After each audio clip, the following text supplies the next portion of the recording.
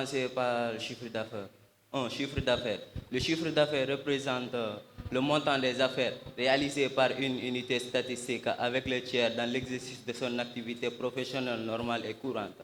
Dans la commune de Cambrai, nous avons rencontré des entrepreneurs qui nous ont confisqué leur chiffre d'affaires.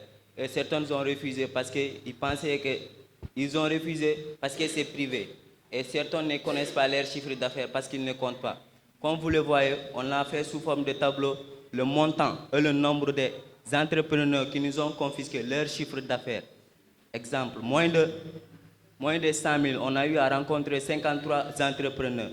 De 100 000 à 200 000, on a eu à rencontrer 30 personnes. De 200 à 400 000, 7 personnes. De 400 à 700 000, on n'a pas eu à rencontrer d'entrepreneurs. Et plus de 700 000, on a eu à rencontrer qu'un seul entrepreneur. Et voici, on l'a fait aussi sous forme d'histogramme, c'est-à-dire l'histogramme des chiffres d'affaires. Comme vous le voyez, moins de 100 000 est le plus élevé, 100 000 à 200 000 aussi élevé, mais au niveau de 400 à 700 000, il n'y a pas de pourcentage. Paiement des taxes. La taxe est un prélèvement à caractère fiscal destiné à alimenter la trésorerie de l'État ou d'une collectivité locale en contrepartie d'un service rendu aux administrés. Au niveau de la commune de Cambrai, nous avons constaté que certains micro-entrepreneurs ne payent pas de patente et d'autres ne payent pas d'impôts ni de patente parce qu'ils considèrent Cambrai comme un village et ne voient pas l'utilité de payer les taxes. D'autres aussi ne payent pas car ils détiennent une carte de commerce remise par la chambre de commerce. Comme vous le voyez aussi, on l'a fait sous forme de tableau. Les entrepreneurs qui paient, le montant des entrepreneurs qui paient, exemple 113 entrepreneurs qui payent des patentes, 12 personnes qui payent par journalier et 4 personnes qui payent des OVP. Et pas de taxes, c'est-à-dire ceux qui ne payent pas de taxes, on a eu à rencontrer que 23 personnes. On l'a fait aussi sous forme d'histogramme. Comme vous le voyez, les patentes est plus élevée que les autres taxes. Journalière aussi élevée. Financement. Le financement est une opération qui consiste pour celui qui finance à consentir des ressources monétaires, pour celui qui est financé à se procurer des biens nécessaires à la réalisation d'un projet. Les femmes sont très actives dans ce secteur d'activité, dans le commerce, denrées alimentaires, c'est-à-dire des fruits, légumes, des condiments, tissus et d'autres objets divers. La plupart des commerçants ont leur financement dans les tontines au niveau de la commune de Cambrai. Ces financements sont très importants car ça leur permet de mieux avancer On l'a fait. Ce sont des comptes banques, ceux qui ont des comptes banques et ceux qui n'ont pas de compte banque. C'est-à-dire, il y a des personnes aussi qui n'ont pas de compte banque, mais qui sont dans les tontines. Et ces tontines sont dans le quartier, sont dans la commune de Cambrai. Comme vous le voyez, ceux qui ont des comptes banques, on a eu à rencontrer 91 personnes. Ceux qui n'ont pas de compte banque, on a eu 51. Et ceux qui sont dans les tontines et qui sont dans la commune de Cambrai, on a eu 70. Ceux qui ne font pas partie des tontines, on a eu 89 personnes. On l'a fait aussi sous forme d'histogramme.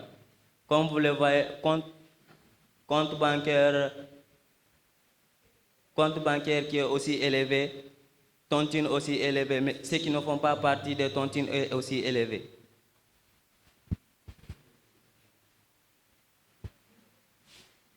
Par rapport aux locations, c'est une action qui consiste à louer un logement, un local, un véhicule ou tout autre bien matériel à une personne.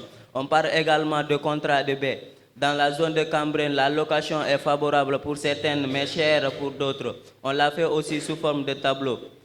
Location, moins de 20 000, on a eu à 16 personnes, de 20 000 à 40 000, 19 personnes, de 40 à 80 000, 63 personnes, de 80 à 150 000, 10 personnes, plus de 150, on a eu à rencontrer qu'une seule personne.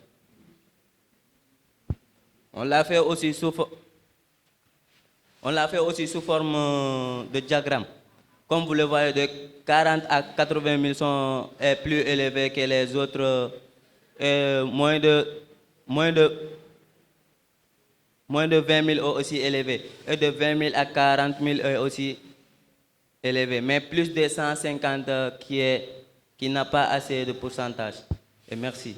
Et pour les clients aussi, je trouve que la régularisation peut les permettre en effet de gagner du temps, venir dans le garage et avoir les voitures avec des trajets bien définis. Ceci peut leur permettre de vaquer à leur occupation beaucoup plus rapidement. J'espère, si vous comprenez, si vous voyez ce que je veux dire. Alors, vous pouvez revenir, s'il vous plaît, monsieur. Ouais. Alors, en petit C, nous avons les difficultés rencontrées. En petit C, nous avons les difficultés rencontrées. Nous n'avons pas rencontré trop de difficultés durant notre enquête de terrain. Juste un problème de temps pour recenser plus de données au niveau des clients. La pluie aussi, on peut dire, nous a aussi posé quelques problèmes. Voilà. En chapitre 2, nous avons les caractéristiques des clans d'eau, petit 1, marque et modèle. D'après notre étude, nous constatons que la majorité de ces voitures sont de marques Peugeot 305 et 307 et des Citroën C4 et Hara qui sont des anciens modèles, et cela peut être illustré par le diagramme de l'âge des voitures ci-dessous. Voilà, donc comme je vous le disais tantôt, voici le diagramme de l'âge des clans d'eau. Et nous pouvons voir que de 0 à 5 ans, c'est assez moyen. De 5 à 10 ans, ça commence à franchir les 1%. De 10 à 15 ans, on commence un peu. De 15 à 20 ans, c'est plus élevé.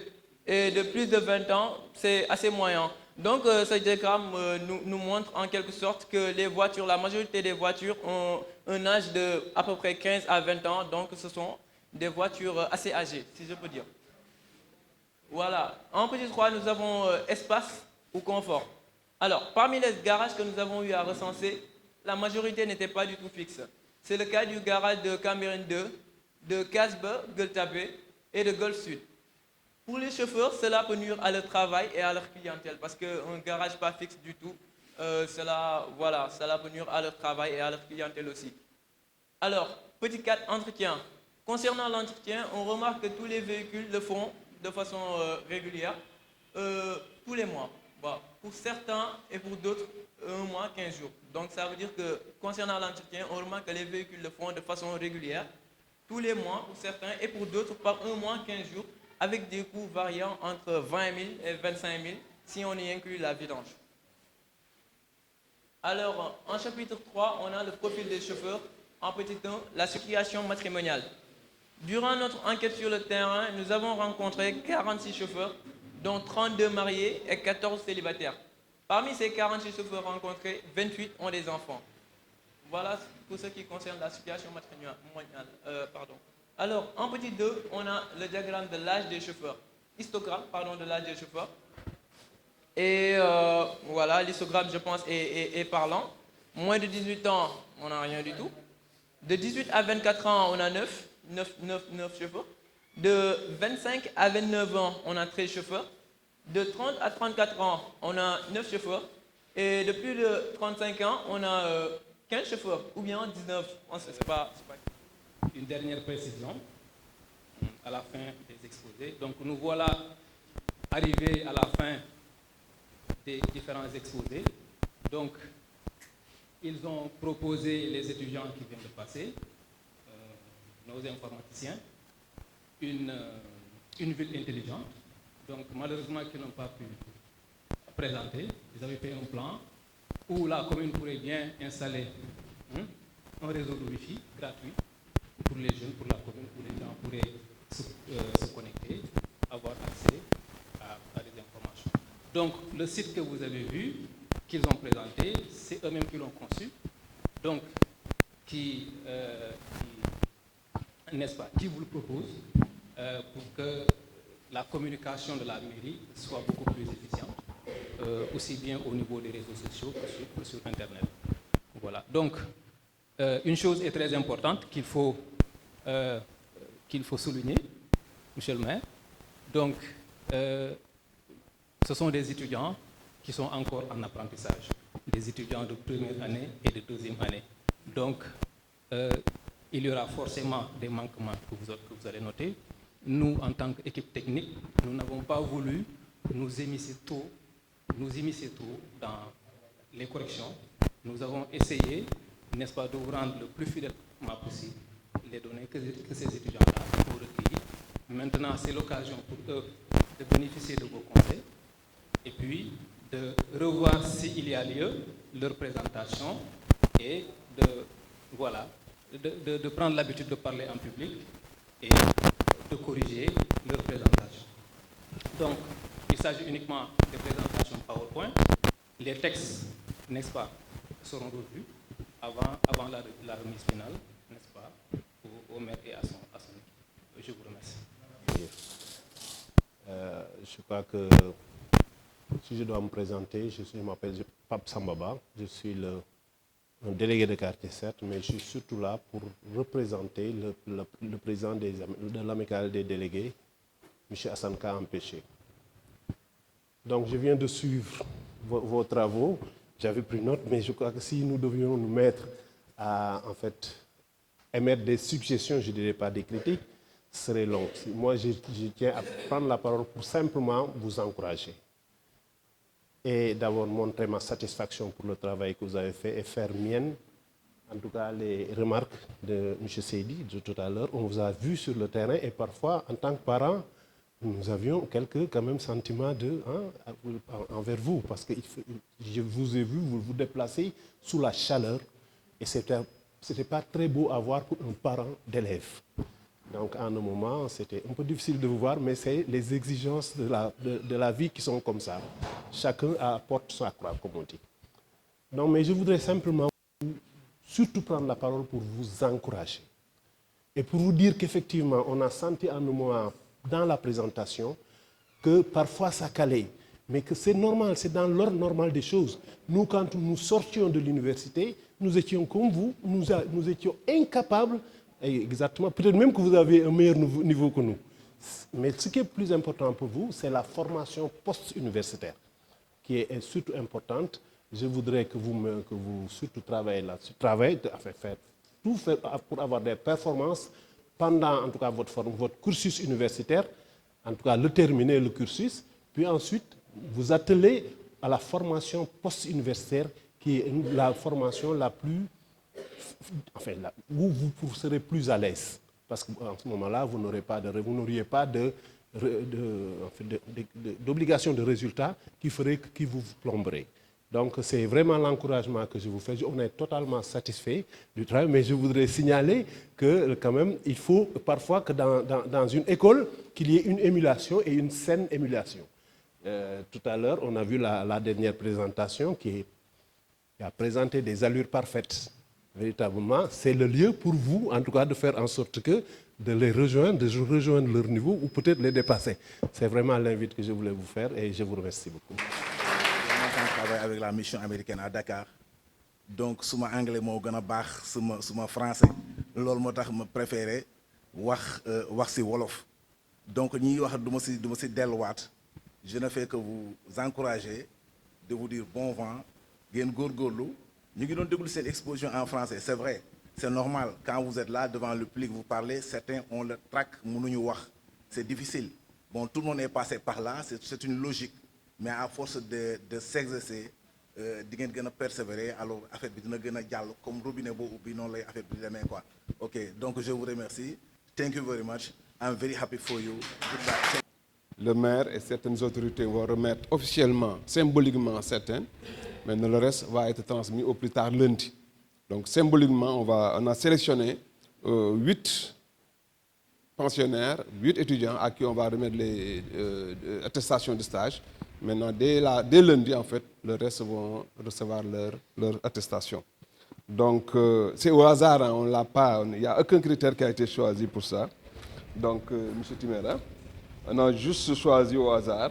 Donc ici, c'est Mademoiselle Touba Diop, étudiant et licence 1 ingénierie géomatique, aménagement et urbanisme.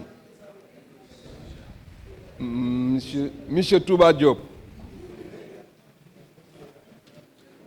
L'attestation sera remise par monsieur le maire d'une Patembac. De cette commune vous dit quelque chose. Vous avez même eu à jouer au Nawetan de Cambérène. Il était un grand joueur à Diamono. Hein? Très bien. Donc, chers étudiants, c'est un honneur pour nous, pour la commune de Cambérène, de vous recevoir. J'ai tenu à ce que le jury se prononce, parce que vous l'avez considéré comme tel.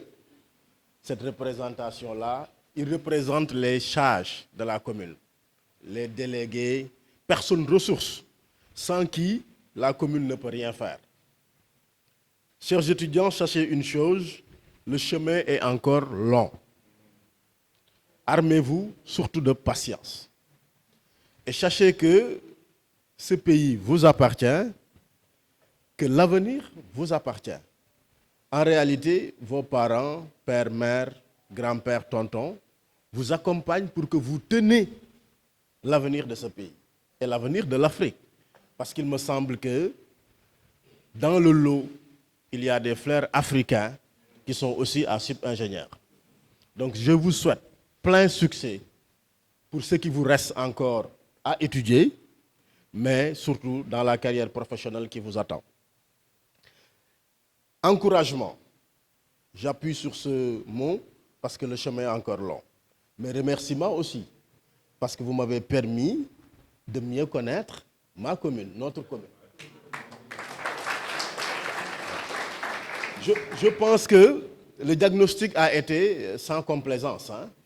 Par moment, vous avez même apostrophé le maire sur les efforts qu'il doit faire pour rendre forte cette commune-là.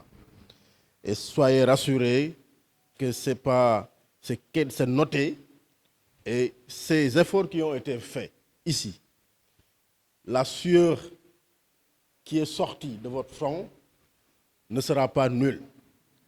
Nous comptons traduire tout ce que vous avez dit ici en projet. Et Timéra, si vous me permettez, je souhaiterais que les conclusions ne s'arrêtent pas là. Les véritables conclusions que nous attendons en tant que population, c'est la traduction des recommandations en actes concrets, en actions efficaces pour changer le vécu des populations cambérénoises que nous avons l'honneur de servir. Nous voulons que vous continuiez à accompagner la commune, même si Seydi l'a dit, vous allez basculer certainement vers une autre commune, mais nous souhaitons que vous soyez liés indéfiniment à Cambérène. Que les actions ici recommandées, que vous soyez là avec nous pour les traduire en projet et en actes concrets. En tout cas, je vous tends la main pour cela. Vous avez souffert, effectivement, c'est en période de vacances, il pleut, les moyens n'ont pas été toujours là, mais vous avez tenu à être là à Cambérène. Donc pour ça aussi, nous vous en sommes très reconnaissants. Ce petit certificat qui vient d'être signé, qui vient de vous être remis, est la traduction de ces efforts-là que vous avez fournis à Cambérène. Nous souhaitons que cela puisse déclencher en vous l'amour, le réflexe de la réussite. Il y a quelques projets ici que j'ai vus qui sont très, très intéressants et qui mériteraient très rapidement d'être réalisés. Le dernier exposé sur le site, moi je me dis qu'il faudra que nous y travaillions très rapidement parce que ça nous offre une fenêtre sur le monde. Aujourd'hui, il y a des populations qui sont partout dans le monde, mais c'est à travers la connectivité que les communes vont se faire connaître. Et Dieu sait que Cambérène a un potentiel, c'est pourquoi dans les commissions qu'on a créées au sein du conseil municipal, on a tenu à créer une commission qui s'appelle marketing territorial. Parce que nous voulons une certaine visibilité. Cambérène, comme l'a dit le marabout ce matin, est l'une des premières capitales religieuses, sinon la première capitale religieuse de la capitale qui est Dakar. Ça, ce n'est pas anodin. Et nous comptons, au terme du mandat qui nous a été confié, de travailler pour que cette visibilité-là soit encore plus grande. Et nous tendons la main pour que vous continuiez, pour nous accompagner dans ce projet de rendre visible la commune de Cambérène. Tout compte fait, je pense que vous êtes sur la voie. Vous êtes sur la voie, vous avez une équipe dynamique qui s'est illustrée à travers ces jours, ces mois-là qui sont passés. Doyen Makodou, c'est le lieu vraiment aussi de vous décerner une mention de félicitations et de remerciements. Si nous sommes parvenus à conclure de la sorte, c'est parce que vous y avez investi. Monsieur Seydi, merci. On tient bonne note des recommandations. Nous allons continuer à travailler ensemble pour que Cambérène soit développé, mais pour qu'à un moment donné de votre vie, même si vous devenez peut-être de grandes personnes, que vous sentez, que vous ayez le sentiment d'avoir contribué au développement de Cambérène. Je vous remercie.